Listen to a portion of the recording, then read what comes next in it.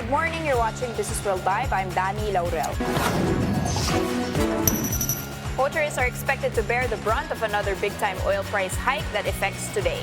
The Senate deferred the ratification of the RCEP. That's after some senators voiced concerns over a lack of safeguards for the agriculture sector. Now, incoming Bangko Sentral Governor Felipe Medalla hints at 2 more rate hikes this year in a bid to curb inflation. Now, the ADB tells Asian governments, including the Philippines, to be cautious in slapping additional taxes that would likely be a burden to consumers.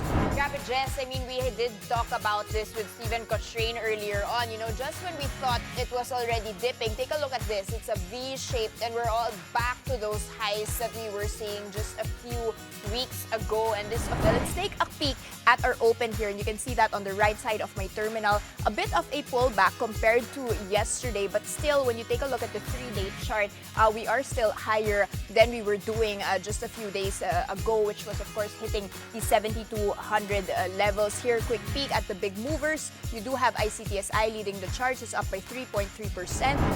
Can you, in any sense, clarify or, give us a feel of whether these movements were fundamentally driven or were they sentiment-driven from the election results? What actually happened to equity markets, to investors, when BBM was, let's say, the clear winner here, and then what happened after that?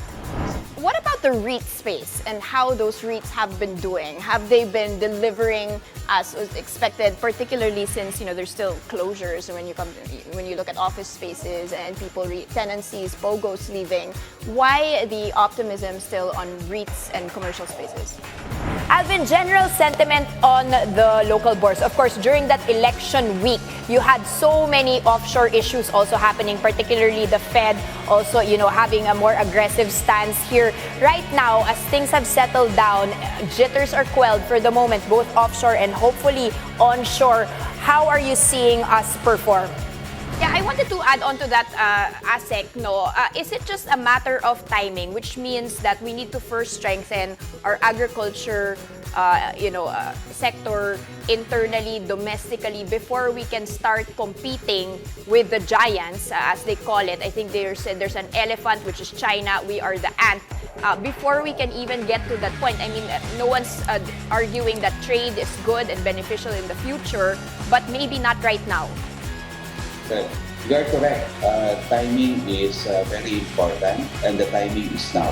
Join us again tomorrow at exactly 9:30 a.m. You can also catch us on Signal Play.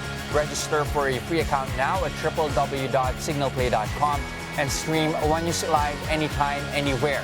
I'm Jess De Los Santos. And I'm Danie Laurel. Mask on, wash hands, stay safe, Philippines. We are One News.